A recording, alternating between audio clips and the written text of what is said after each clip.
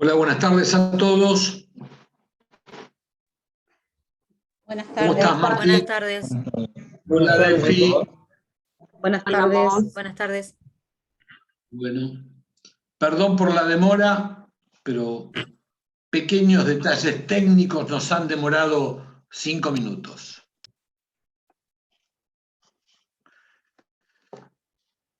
¿Alguna pregunta? Hoy vamos a tratar un poco de comenzar con la bolilla de beneficio de litigar sin gastos, que es casi la última del programa, para a partir del jueves ya arrancar las próximas charlas, todo con técnicas de impugnación o recursos, como le decimos. Mientras se van incorporando algunos más, ¿alguien quiere hacer alguna pregunta? Yo les reitero que cada comisión tiene su ayudante alumno. En este caso los veo, no digo que no estén los demás, tanto sea Martín como a Delfina, que son aquellas personas a las que ustedes pueden acudir en cualquier momento a los efectos de esclarecer o tratar de ver solución a algunos temas que a veces en las clases o en las charlas pueden quedar dudosos o poco claros. Traten de tenerlo presente. Hay 4 ayudantes correspondientes a las distintas comisiones, cuya función, y por supuesto que mi agradecimiento, a los efectos de paliar cualquier dificultad o inconveniente que ustedes tengan. ¿Alguna preguntita de entrada o comenzamos con la charla? El silencio significa que no hay ninguna pregunta. ¿Estamos de acuerdo? Bueno. Entonces, la idea hoy es charlar un poco, de acuerdo al programa de teoría de la unidad 15, que es actuación del abogado en la defensa de los carentes de recursos. Si bien esto nos va a llevar poco tiempo y viendo el código vamos a ver que son solamente 8 artículos del 78 al 86.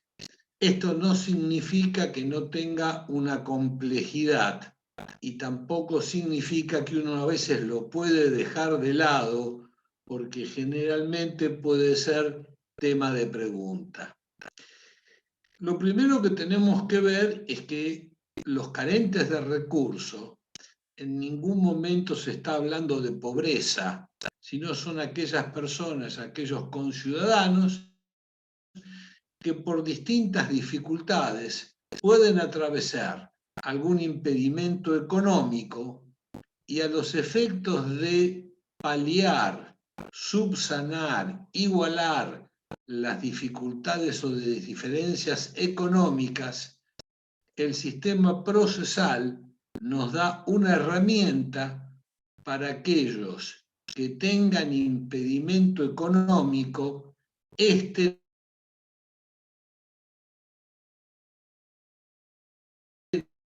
no sea ni acceder a la justicia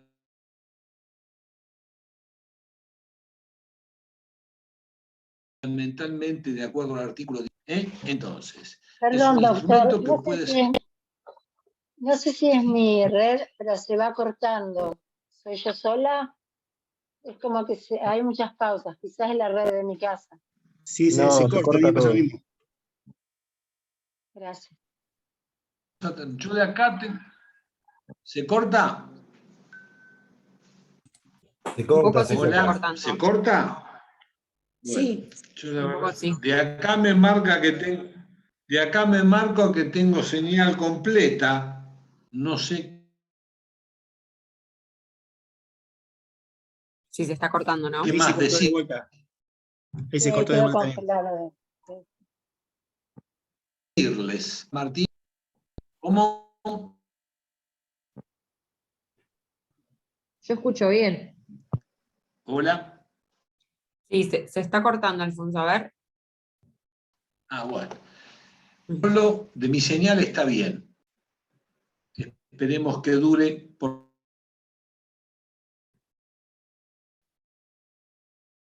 lo menos una horita. Ustedes van a advertir que hay de los 3 mecanismos previstos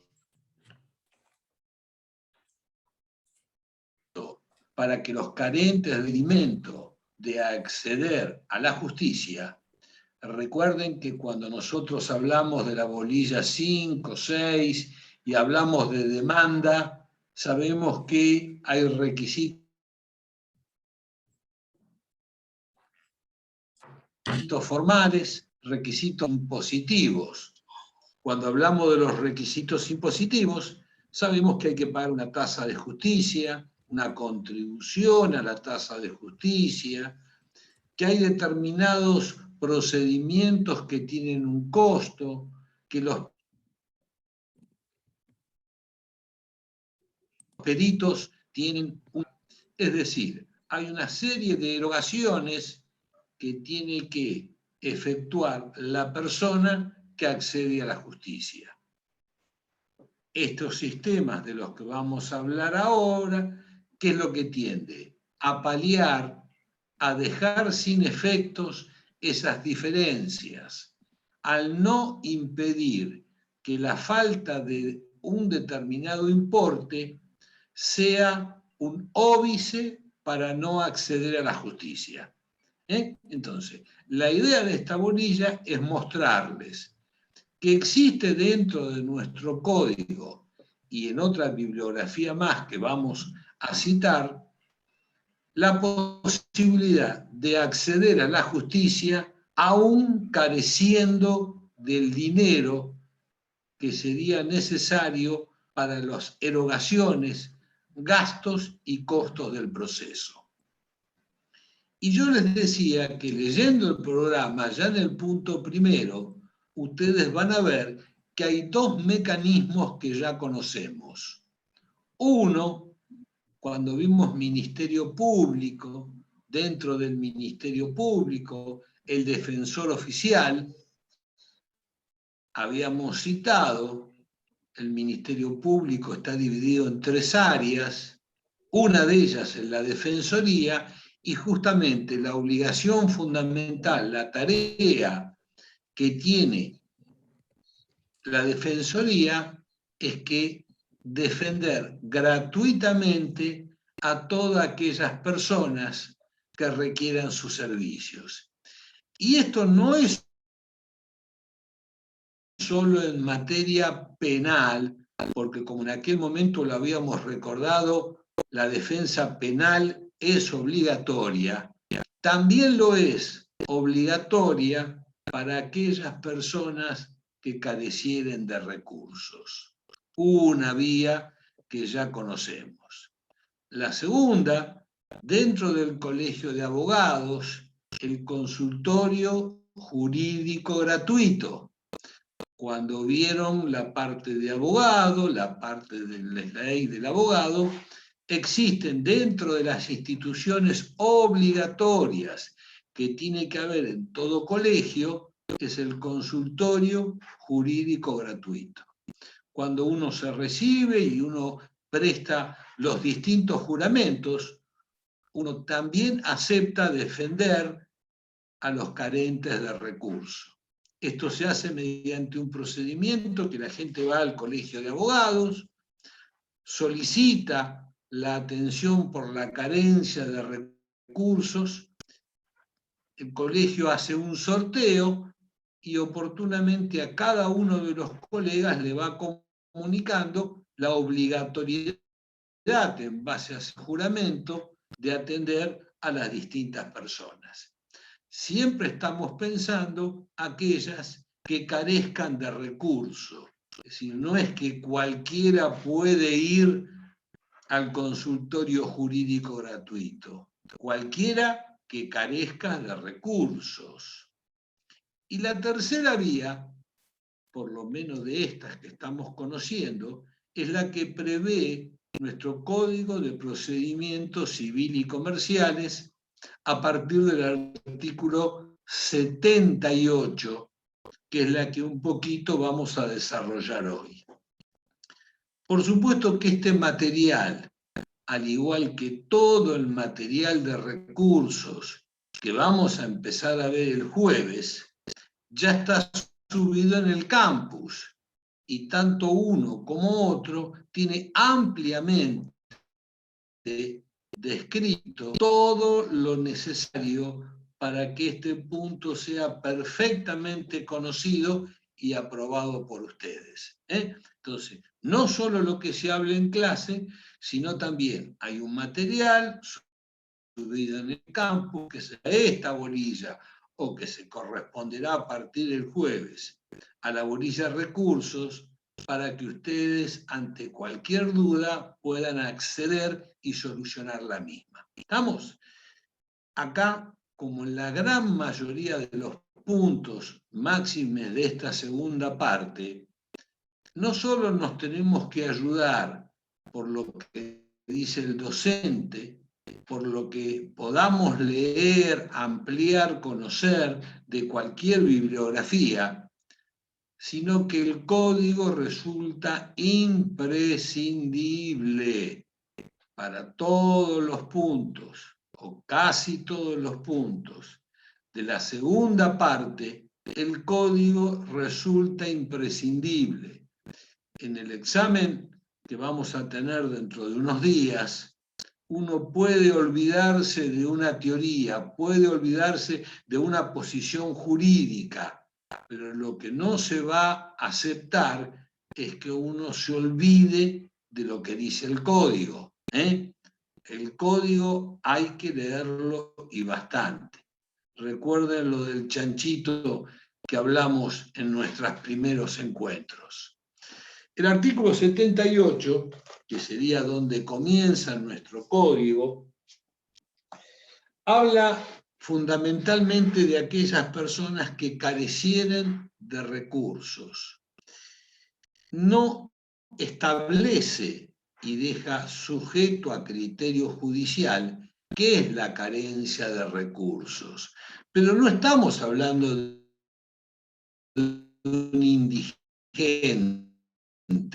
una en extrema pobreza. Estamos hablando quizá de una persona media que pudo haberse quedado sin trabajo, o de una persona que tiene un ingreso mínimo, y a los efectos de enfrentar un proceso judicial, a veces el porte necesario para este tipo de procesos resulta excesivo, resulta imposible de obtener para esta persona.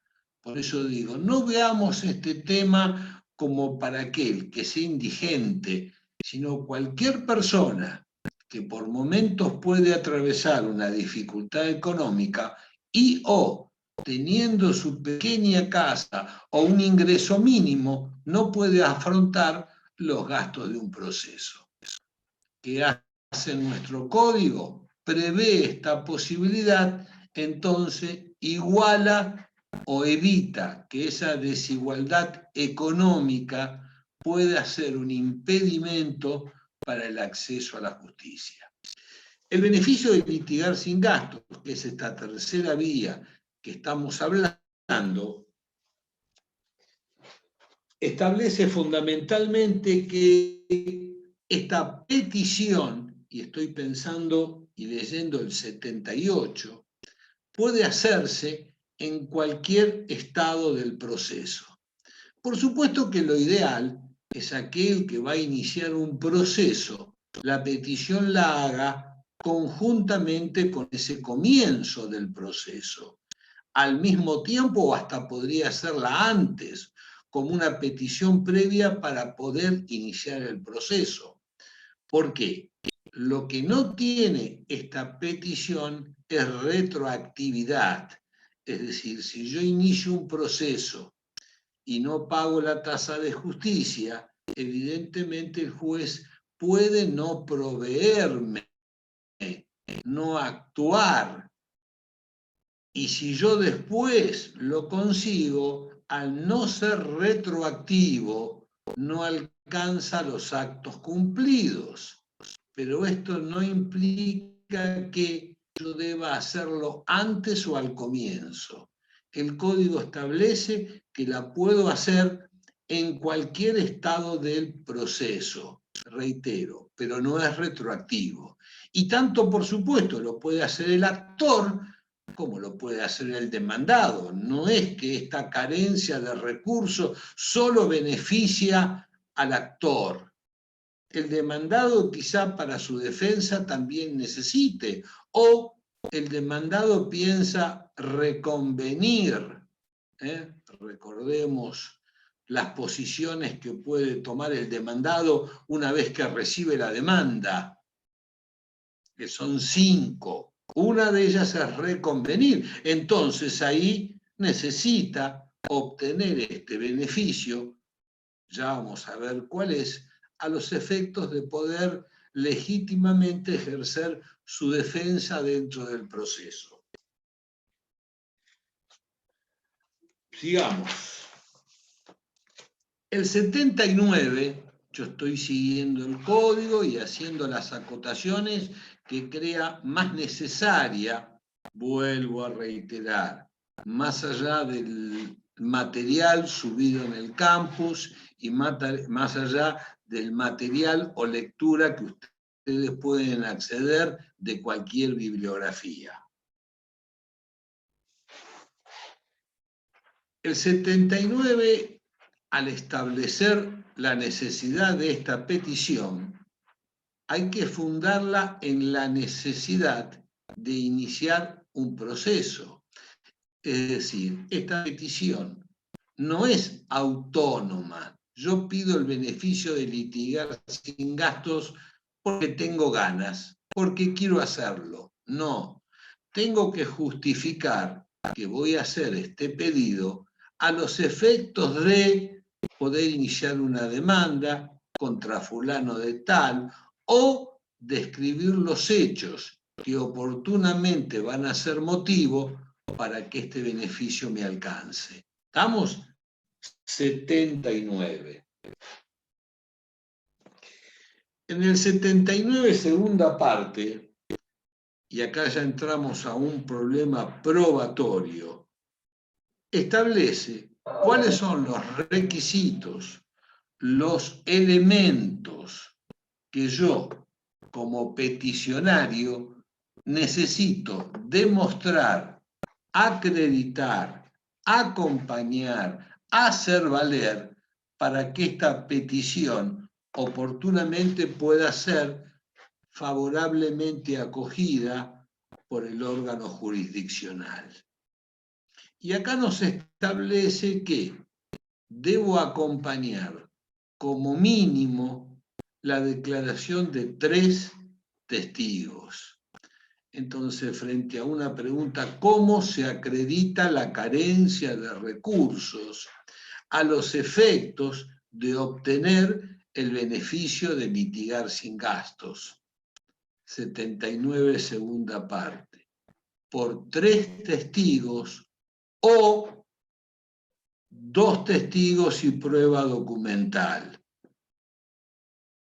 Entonces, el sistema procesal nos establece, a grandes rasgos, 2 métodos de probanza, 2 formas de acreditar la carencia de recursos que yo sostengo tener a los efectos de que se me conceda el beneficio de litigar sin gastos, que este es mi objetivo. O bien la declaración de 3 testigos, para lo cual yo ya en esta presentación que estoy haciendo pongo el nombre, el apellido, el domicilio, el documento, la actividad de cada uno de estos testigos, acompañando un interrogatorio, es decir, cuáles son las preguntas, las cuestiones que le vamos a hacer a este testigo con el objeto de acreditar la carencia de recursos.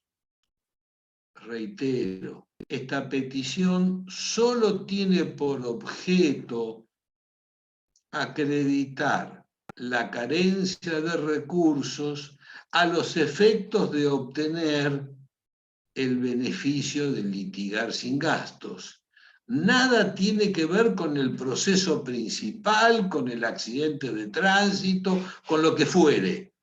Esto es solo para eximirme, vamos a ver si el juez así lo otorga, en forma parcial o total, eximirme de pagar los gastos y costas judiciales. Tenemos que tener bien en claro cuál es el objeto de esta petición.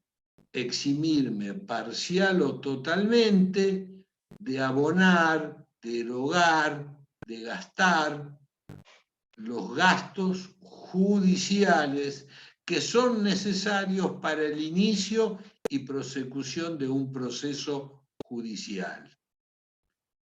Tenemos 3 testigos, en el cual los nombro con sus detalles correspondientes y formulo el interrogatorio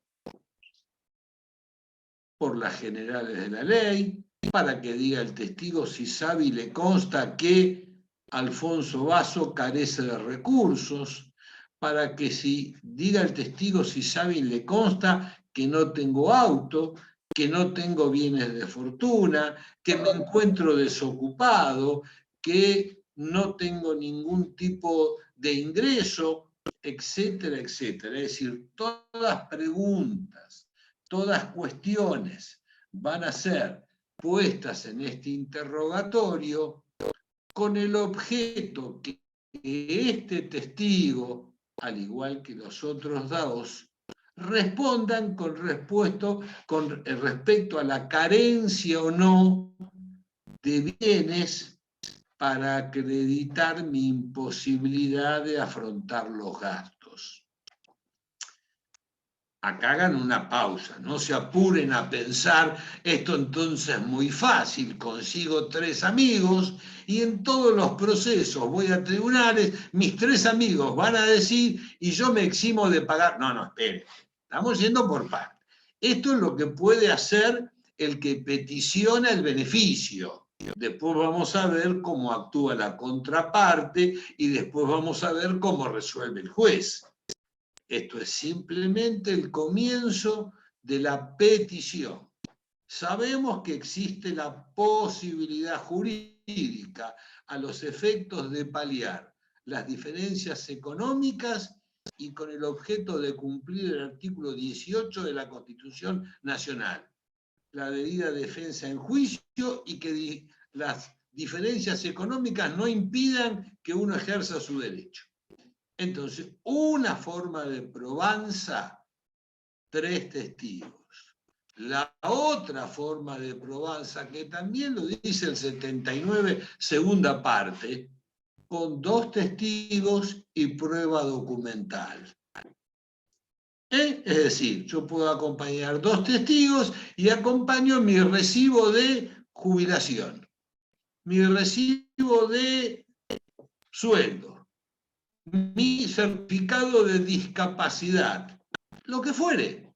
Son las 2 posibilidades. Por supuesto que esto lo van a ampliar, yo le estoy tirando los grandes rasgos, esto lo amplían con la lectura del código, la lectura de cualquier bibliografía y la lectura de todo el material subido al campus. Yo les marco los grandes lineamientos. Son ustedes los que luego van a interiorizarse un poquito más de la cuestión. En todo, seguimos ahora el 80. Presentada esta petición, el juez inmediatamente va a activar que se produzca este medio de prueba.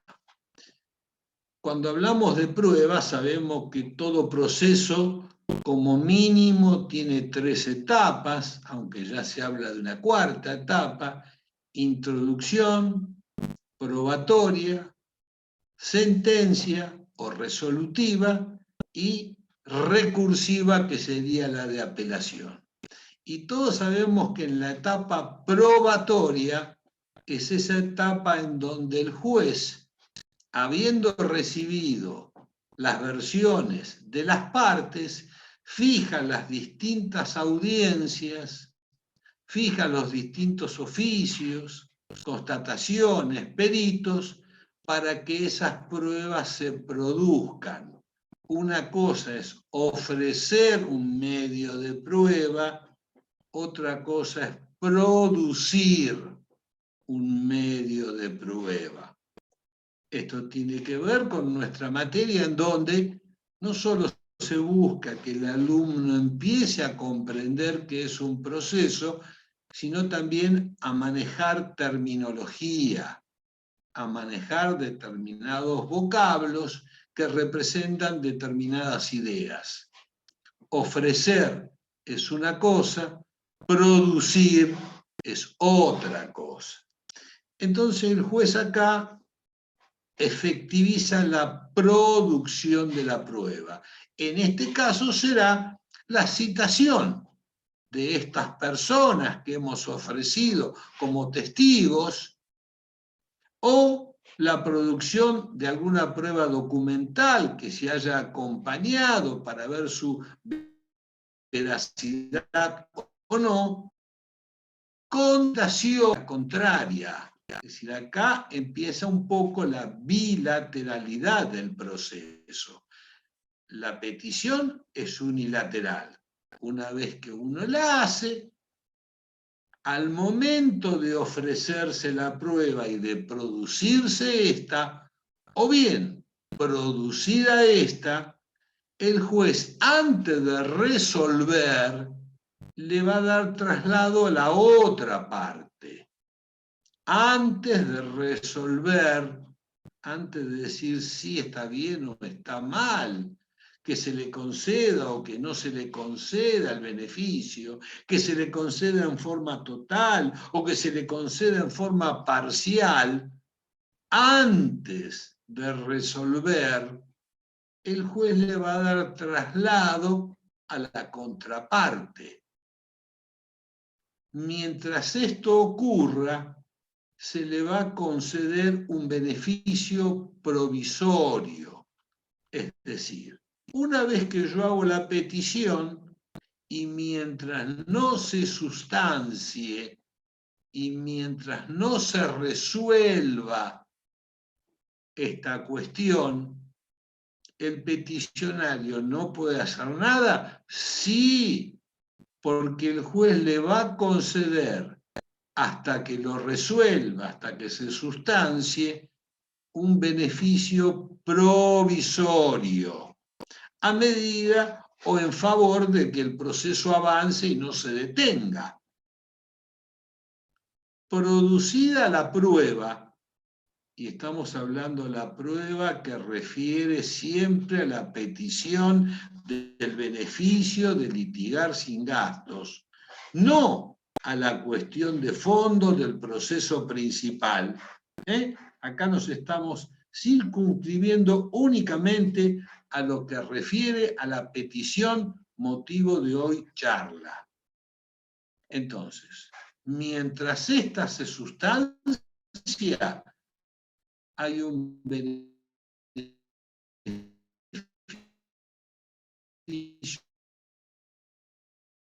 provisorio. El código nos dice, se le dará vista por 5 días. Justamente, si yo soy el abogado de la demandada y creo que el actor estaría faltando a la verdad, estaría mintiendo, que los testigos son todos truchos y que no dicen la verdad y que el actor es un millonario o el actor es falso, que carezca de fortuna porque tiene un buen pasar, tiene determinados bienes que lo hacen solvente. Yo tengo esos 5 días justamente para investigar si toda esta realidad que me está brindando el actor es cierta. Pediré informes, pediré algún veraz, informen los bancos si esta persona tiene cuenta corriente o no tiene cuenta corriente, pediré un informe de dominio para ver si tiene bienes o no tiene bienes, trataré de ver en el registro automotor si hay autos a su nombre o no tiene. De acuerdo al recibo de sueldo, veré si es un recibo de sueldo real o no. Analizaré la declaración de los testigos, si los testigos realmente conocen, no son truchos o no son truchos. Es decir, tengo esos 5 días que me corre traslado el juez para yo poder investigar y tratar, antes del vencimiento de ese plazo, de oponerme, de ofrecer otra versión distinta al juez a los efectos de atacar, de cuestionar, de no validar esta petición de exhibición de costas y costos. Por supuesto que al final lo vamos a aclarar porque también influye en los honorarios míos de la contraparte, porque este señor no solo intenta evitar pagar la tasa de justicia, la contribución, los gastos de los peritos, también intenta evitar pagar nuestros honorarios o los gastos que tendrá que afrontar nuestro cliente para la defensa. Entonces, no es que yo me voy a oponer porque soy malo, sino porque lo que intenta el otro, en una de esas, en un exceso absoluto, haciendo no uso, abuso de este beneficio que en muchas personas corresponde, está perjudicando. Entonces, el código establece un procedimiento mediante el cual los carentes de recursos pueden acceder a este beneficio, pero la contraparte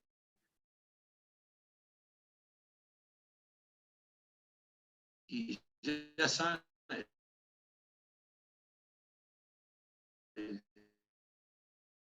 hablemos de ponerse con las razones que considere más conveniente. Disculpe, Y doctor. recién después, sí.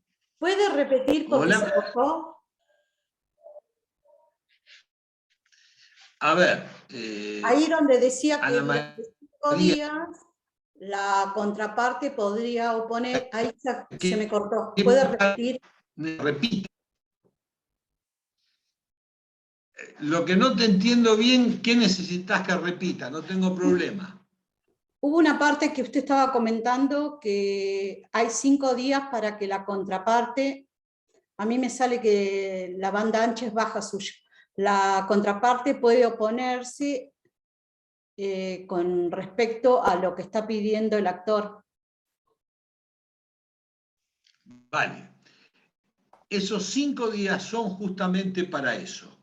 Es decir, una vez que yo haga la petición, ofrezca el medio de prueba que establece el código y esa prueba se produzca, el juez, antes de resolver la cuestión, le corre traslado a la contraparte. Cuando decimos contraparte puede ser actor o demandado, depende quién es el que haga la petición. Y ese plazo es el que cuenta a los efectos de poder efectuar no solo el estudio de credibilidad de las declaraciones, sino hasta un análisis de solvencia del que pide ese beneficio. Esos serían los elementos para, de coincidir o no con la petición, presentarlo al juez antes de que éste resuelva la cuestión. Más allá que vamos a hablar que es una cuestión que no causa estado. Lo hablaremos dentro de un minuto eso. ¿Se entiende por ahí, Ana María? Sí, muchas gracias. No, por favor.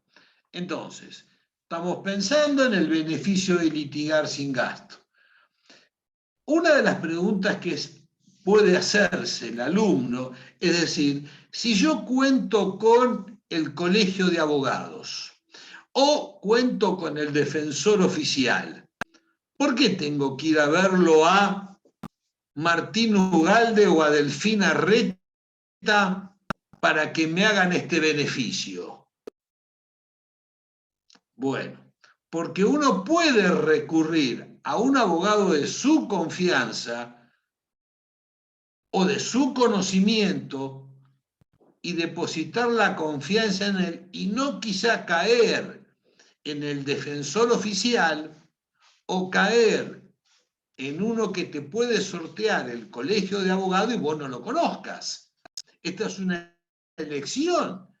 Entonces el código te da las herramientas. Vos elegís cuál querés. Podés ir a la cola del colegio de abogados y te toca el que te toca. Podés ir al defensor oficial con la mora o el gran trabajo que ellos tienen y que a veces quizá no con la atención que uno quisiera que le presten, o podés ir a un abogado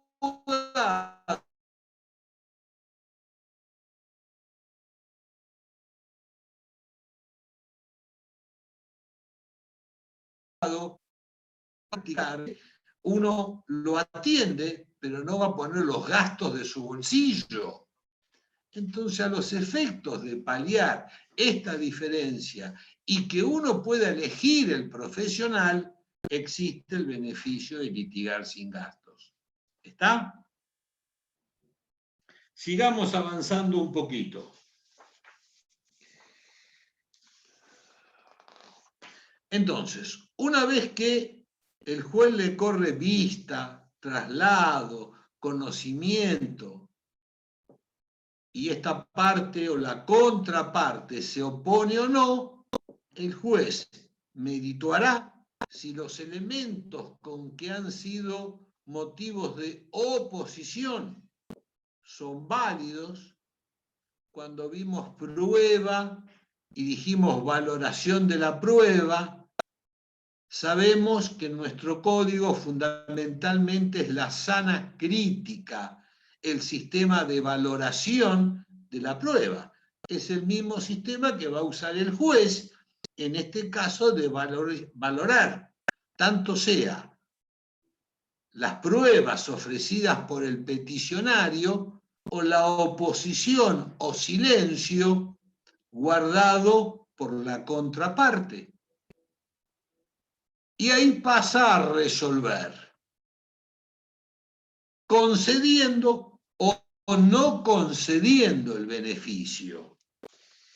Y el artículo 81, aparte de establecer esto en grandes rasgos, establece que también puede hacer una concesión parcial o total. Es decir, el juez puede otorgar al solicitante el 100% de exhibición de los costos y costas del proceso, o bien puede eximirlo de determinado rubro, que no pague la tasa de justicia, que con respecto a los peritos pague el 50% de gastos o el 100%. El juez tiene la facultad de otorgar en forma total o parcial, como así denegar el beneficio de litigar sin gastos.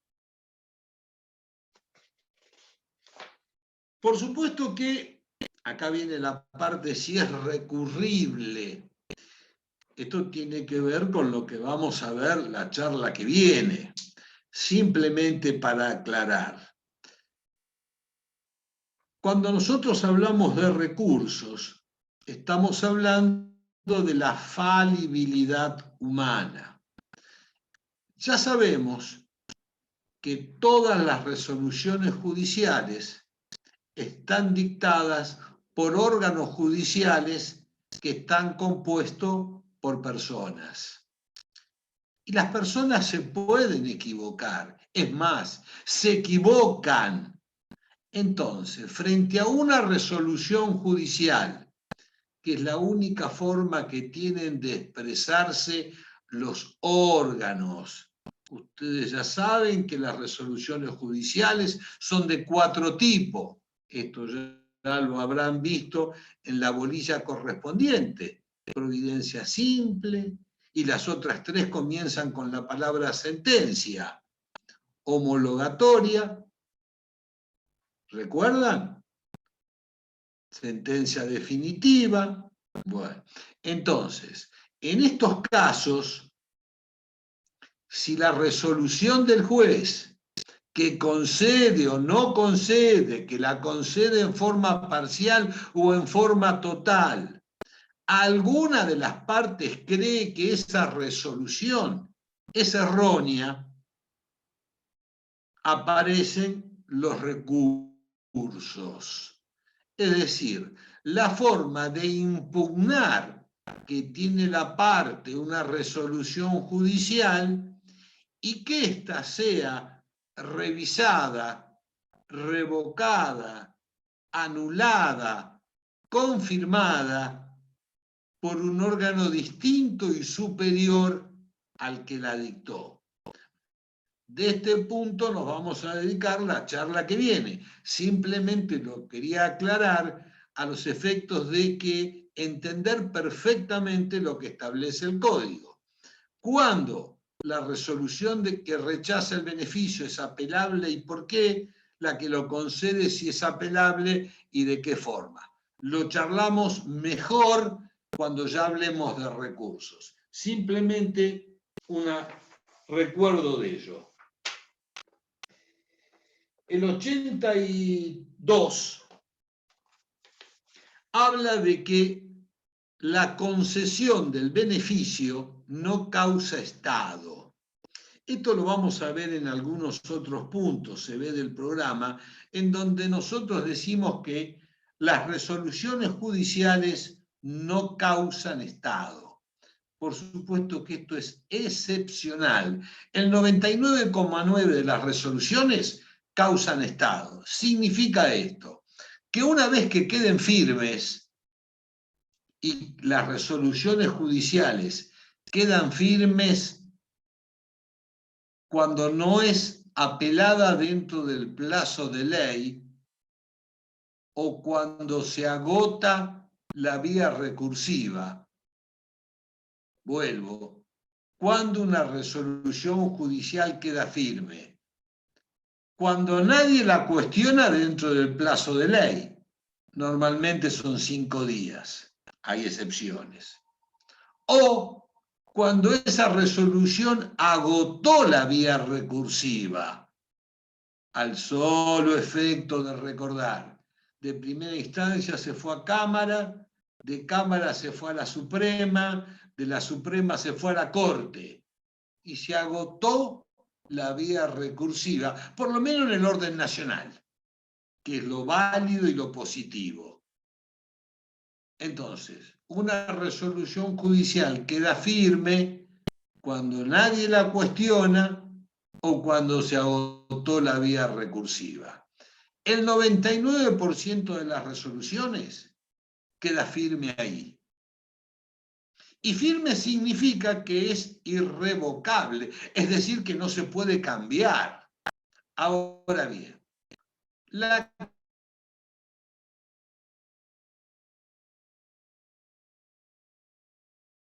resolución que otorga, al igual que, por ejemplo, las que determinan la cuota alimentaria en un proceso de alimentos, decimos no causa estado. Es decir, que lo que estamos afirmando es que se puede cambiar. No causar estado es lo contrario a causar estado. Y si causar estado es que no se puede cambiar, no causa estado es que se puede cambiar. ¿Qué significa esto en la práctica? Si yo hoy obtengo el beneficio de litigar sin gastos y mañana paso a ser millonario porque heredo una gran fortuna, este beneficio que hoy me otorgaban por carecer de recursos, mañana ¿lo pueden cambiar? Sí, porque el beneficio fue otorgado pensando en que carecía de bienes, carecía de recursos. Pero si mañana de repente paso a tener una fortuna, el objetivo de este instituto, beneficio de litigar sin gastos, no tendría más sentido porque estaría protegiendo a una persona que tiene fortuna. ¿Se entiende? Esto es la idea que, si quieren, la podemos ampliar.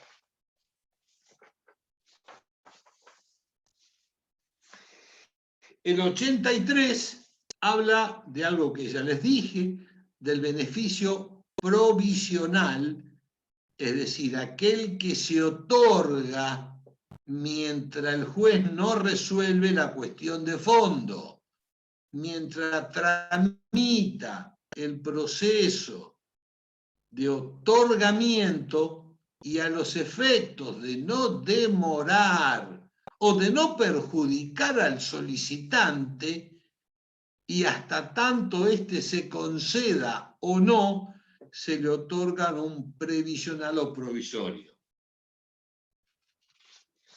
El 84 establece una linda limitación, es decir, ¿hasta cuándo alcanza este beneficio? ¿Es el 100% de todo? Si yo mañana como actor cobro un determinado proceso, ¿le tengo que pagar a alguien o no le tengo que pagar a nadie? Porque empecé con el beneficio, pero de repente este proceso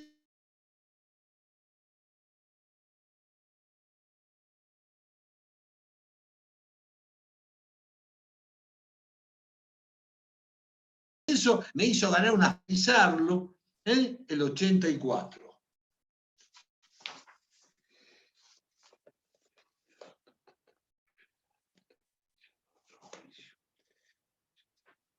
El 85 habla, por ejemplo, del mandato, del alcance, es decir, del beneficio de litigar sin gastos. No solo sirve para la persona que lo pide, sino para uno de los familiares directos, y que no solo alcanza para este proceso, sino que también puede alcanzar para cualquier proceso conexo que yo tenga que iniciar con motivo del objeto principal de la litis. ¿Alguna pregunta? ¿Alguna duda? ¿Yo le puedo hacer una pregunta, profesor? Sí, cómo no, Mauricio. No me queda muy claro, usted lo dijo al principio, que es una cuestión que no establece el Código Procesal, sino que es a criterio del juez estimar la parte subjetiva de quién tiene fortuna o quién no, porque por ejemplo, que yo tenga un auto o una casa no significa que tenga recursos, porque el auto puede estar embargado, prendado, y la casa hipotecada, y puedo estar sin trabajo. Entonces digo, esa merituación que hace el juez, o sea, es totalmente, digamos, subjetiva y no me sale la palabra. O sea, No, pero pará, te entiendo perfectamente. Ah. Te entiendo, Mauri, y te agradezco la pregunta, porque me permite aclarar conceptos que, si bien dije al principio, no son tan ciertos. Primero, todo el sistema judicial está basado en la valoración que hace el juez sobre la sana crítica. Entonces, quizá todo podríamos decir que es subjetivo, y yo te diría que en alguna medida sí. No confundir lo subjetivo con lo arbitrario. Esa es la palabra, El arbitrario, juez, no me salía. No, por eso decía. Ahora, el juez, acordate, cuando toma una resolución, tiene que explicarnos, fundamentar por qué toma esa decisión y explicarnos en forma técnica, precisa. Entonces, si bien es subjetivo, porque todos somos subjetivos, todos somos sujetos y no objetos, esto no significa arbitrario. Pero es más, y acá está quizá mi error, mi desliz, mi poca claridad. En el sistema de valoración de la prueba, hay una prueba que es tasada, es decir, que no va sujeto a criterio judicial, sino que el código le establece al juez que tal cosa es así. Y acá tenemos un ejemplo de eso, no de sana crítica, sino de prueba tasada. Porque cuando el código le dice, usted con 3 testigos o 2 testigos y prueba documental fehaciente que digan que Carlitos carece de fortuna, le tiene que conceder el beneficio. En este caso estamos frente a eso. Es una excepción al sistema de valoración de la prueba general de nuestro código, que es la sana crítica por la prueba tasada. Excepcionalmente el código establece en determinados puntos método tasado de prueba. Cuando pasa esto, usted tiene que decir esto. Y acá volvemos, con 3 testigos que declaren en forma coincidente y con no habiendo argumentos válidos de oposición, el juez no puede rechazarme el beneficio de litigar. Por eso agradezco la pregunta porque me permite aclarar un concepto que entiendo que fue oscuro cuando lo expresé al comienzo. Vale. Perfecto, clarísimo, profesor, gracias. A vos, a vos. ¿Alguna otra? Yo de profe, todas formas, sí. ¿podría, Sí, Fernández, ¿podría explicar de vuelta el tema de Estado, de no causar Estado? Porque justo esa parte se cortó y no me quedé por la mitad. Vale, vale. Gracias.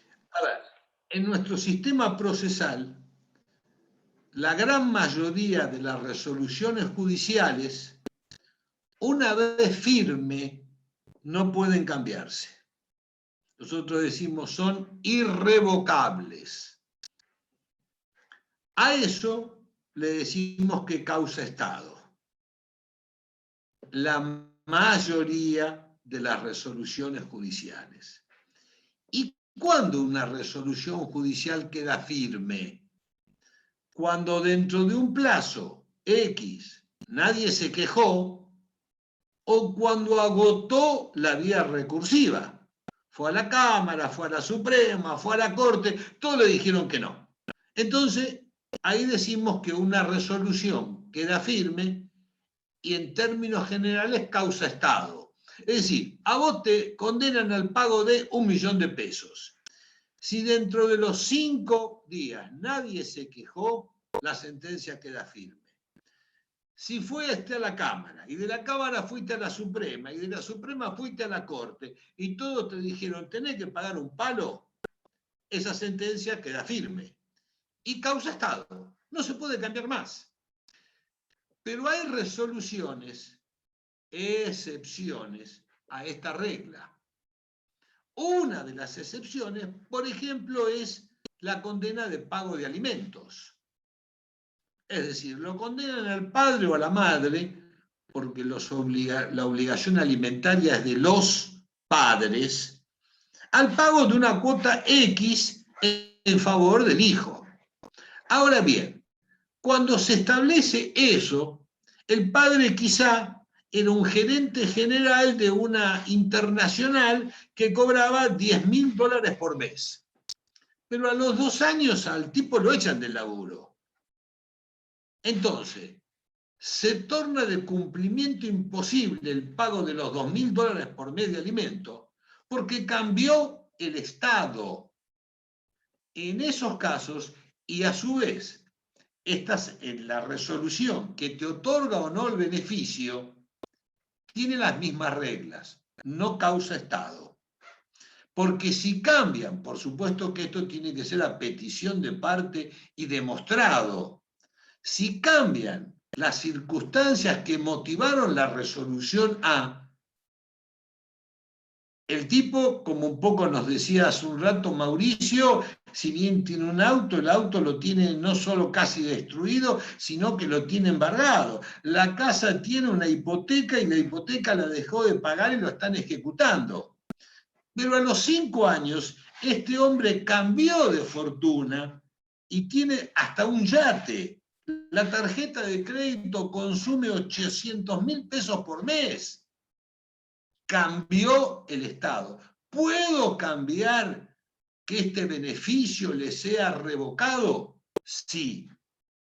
Entonces, a esas sentencias, a esas resoluciones judiciales que excepcionalmente pueden cambiarse, en términos jurídicos le decimos que no causa Estado, porque si se modifican las circunstancias que la concedieron y yo lo puedo demostrar, puedo cambiar esa resolución.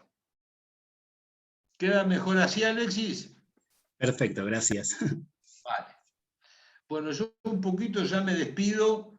Por supuesto que los dejo para cualquier otra duda con Delfina, con Martín, que son los 2 ayudantes que veo. Perdón si hay alguien más y no lo veo.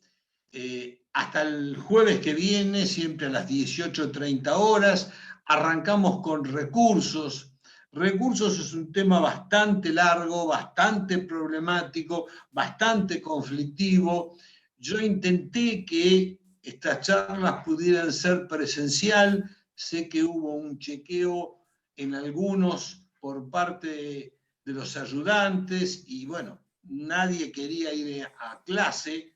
Yo no estoy de acuerdo con eso, pero acepto las reglas. Si la mayoría quiere que sea virtual, será virtual, pero yo sí les pido, porque es un tema bastante complejo, empiecen a leerlo, hay material subido y lo vamos viendo. Si de última, la último jueves, que sería el de la semana que viene, existe un acuerdo, podemos hacerlo presencial. Es un tema complicado, es un tema que se toma en todos los parciales y fundamentalmente es un tema que lo van a usar toda la vida como abogados. ¿Está?